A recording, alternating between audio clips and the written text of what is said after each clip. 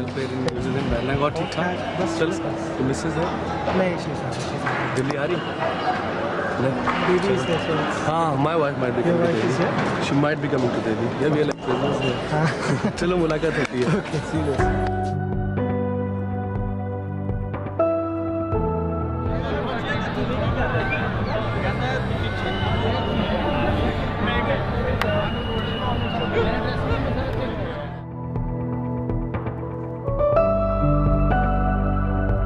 इंजमाम मुल्क स्लिप में खड़े थे और कामरान अकमल कीपर थे। तो बहुत देर बैटिंग हुई थी, long off long on deep mid wicket Dinesh Kaneria डाल रहा था पैड पे।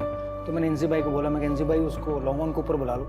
तो पूछे क्यों? मैंने कहा मुझे छक्का मारना है। तो वो हंसे, बोले तू मजाक कर रहा है।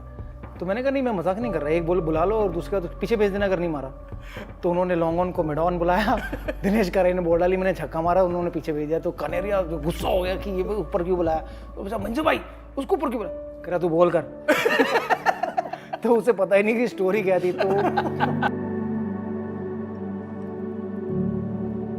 I never faced Shoaib Akhtar, but I've seen him in a game in Dambulla against Pakistan.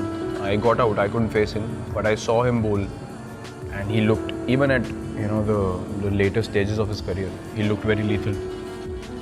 तो वो देख के मुझे लगा यार ये जब पीक पे बॉलिंग करते होंगे तो मतलब ऐसा ही लगता होगा कि दूसरे एंड पे ही रहो। इंजी भाई ने 100 बनाया था, 100 आसानी से, ऐसा लगता है कि नींद से उठ के 100 बनाते हैं इंजी भाई भारत के सामने। तो वो बहुत बेहतरीन टूर था।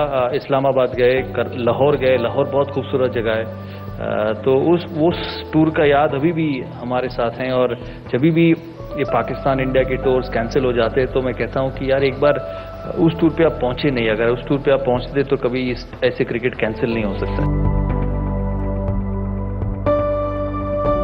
सहवाग विकेट पे खड़ा हो जाता था, इसके लिए ना स्कोर रोकना, इसके लिए फील्डिंग सेट करना ना बहुत मुश्किल है। मैं ये कहता था कि ना इसकी अपनी इज्जत है ना ये किसी की इज्जत करता है। इसमें जो क्वालिटी थी वो ये थी, ये नहीं कि इतना तेज खेलता था कोई थोड़ा स्कोर करता था, स्कोर भी फिर हमारे खिलाफ 200-200 करता था।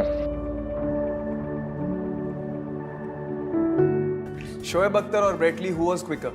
Shoaib Akhtar, Shoaib no debate.